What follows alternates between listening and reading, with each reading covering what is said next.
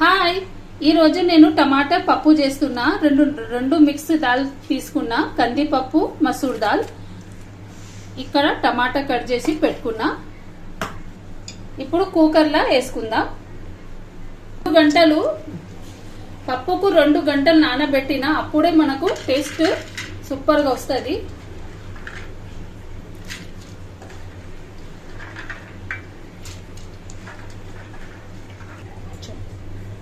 టమాటాలు వేసుకుందాం. ఇప్పుడు మసాలాలు వేసుకుందాం.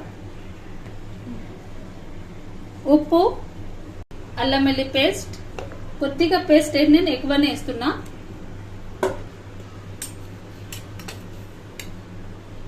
కారం,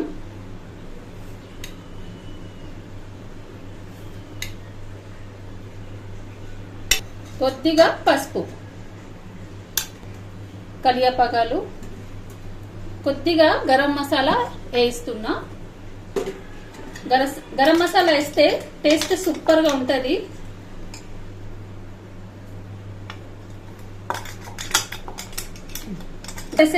గరం మసాలా రెసిపీ కావాలంటే నేను షార్ట్ పెట్టిన అందులో ఉన్నది, ఆ మసాలా నేను ఇక్కడ కూడా వేస్తున్నా.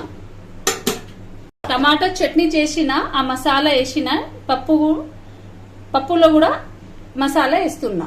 ఇప్పుడు మంచిగా మిక్స్ చేసుకుందాం. మీరు ఇంట్లో పచ్చిమిర్చి కూడా వేసుకోవచ్చు, నా దగ్గర లేదు అందుకే నేను వేయలేదు. పచ్చిమిర్చి వేస్తే కారం కొద్దిగా తక్కువ చేసుకుందాం. మీ టేస్ట్ కి మంచిగా ఉంటే కారం మంచిగా ఇట్లా మిక్స్ చేసి ఇప్పుడు నీళ్లు వేసి కుక్కర్ సీటీ పెట్టుకుందాం. 3 సీటీలు రావాలి. సూపర్ టేస్ట్ మాత్రం సూపర్ గా ఉంటది పప్పు టమాటా ఇట్లా చేస్తే. ఇప్పుడు నీళ్లు వేసుకుందాం. నీళ్లు వేసి కూడా మంచిగా మిక్స్ చేసుకుందాం.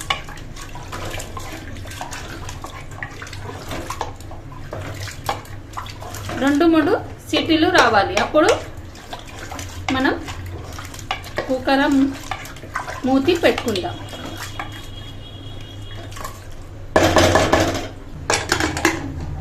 మూడు సీటీలు అయినాయి. ఇప్పుడు మంచిగా కుక్ అయింది పప్పు టమాటాలు. దీన్ని కొద్దిగా మ్యాష్ చేసుకుందాం. ఇట్లా మంచిగా ఇట్లా మెల్లమెల్లగా. చింతపండు మంచిగా ఇట్లా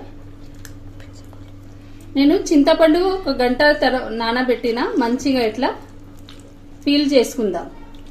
ఇట్లా చింతపండు వేసుకుందాం. మంచిగా వేసి మిక్స్ చేయాలి.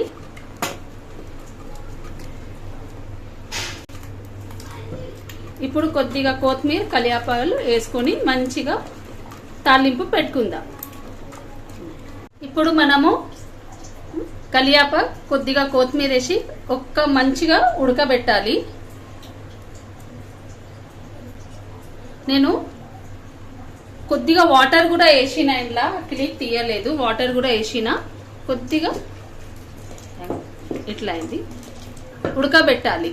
ఒక 2 నిమిషాలు ఉడకబెట్టి తాలింపు చేసుకుందాం.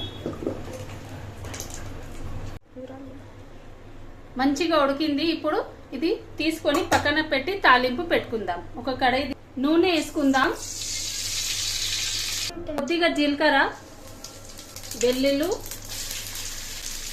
కరివేపాకులు, ఆవాలు.